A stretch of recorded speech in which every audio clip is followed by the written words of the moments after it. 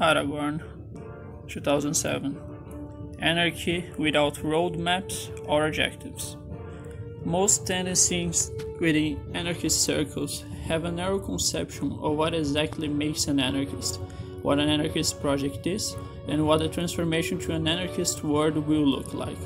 Whether green or red, communist or individualist, activist or critical, anarchists spend as much time defending their own speculative positions on these complicated issues as they do learning what others have to offer, especially other anarchists.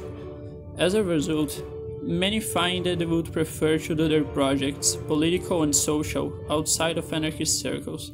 Either they do not think their particular project is interesting to anarchists, but believe it's important nonetheless, as in most progressive activism.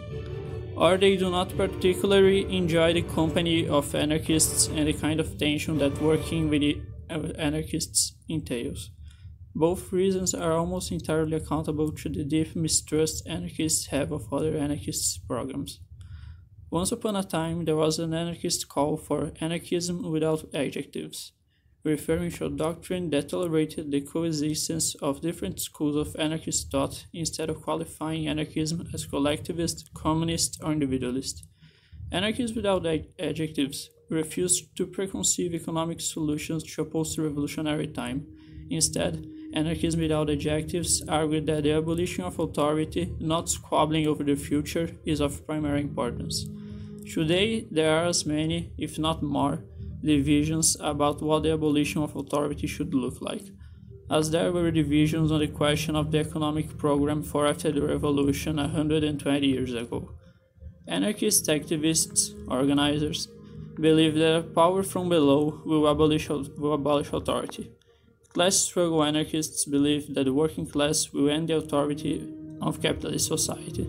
Collapsists believe that the economic and environmental conditions will inevitably lead to social transformation and an end to authority. Then again, many anarchists do not believe that the abolition of authority is of primary importance for anarchists at all. Their arguments are that authority cannot be simply understood, it is both capitalism and the state and neither of those, that anarchists do not have the political, social, people, or material power to bring about this abolition, and that authority has transformed itself into something far more diffuse than the kings and monopolists of the 19th century. If authority can best be understood as a spectacle today, then it is both diffuse and concentrated. The flexibility on the part of spectacular society has resulted in the effort for the abolition of authority and the practice of many anarchists, for its own sake, to be perceived as utopian and spectacularly ridiculous. Anarchists of all stripes agree that the revolutionary programs of the past have fallen far short of the total liberation of the oppressed. Leftists believe that the programs are likely to have been right, but that the timing and conditions were wrong. Many other anarchists believe that the time for programs is over. These perspectives are represented in the history of anarchism and are the source of endless contentions in the founding and meetings of anarchist groups.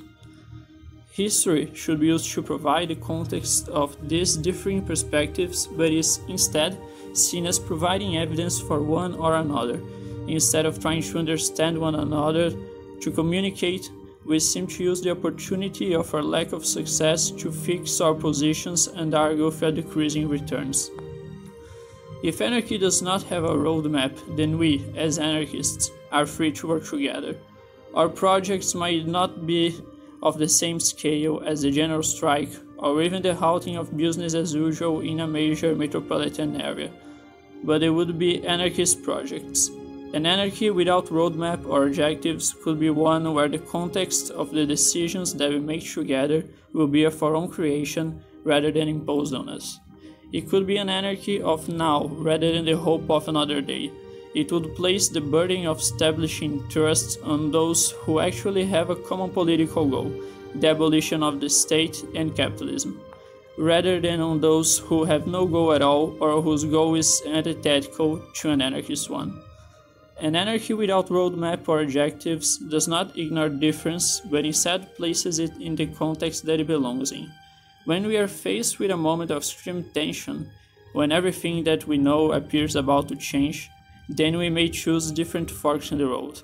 Until that time, anarchists should approach each other with the naivety that we approach the world with.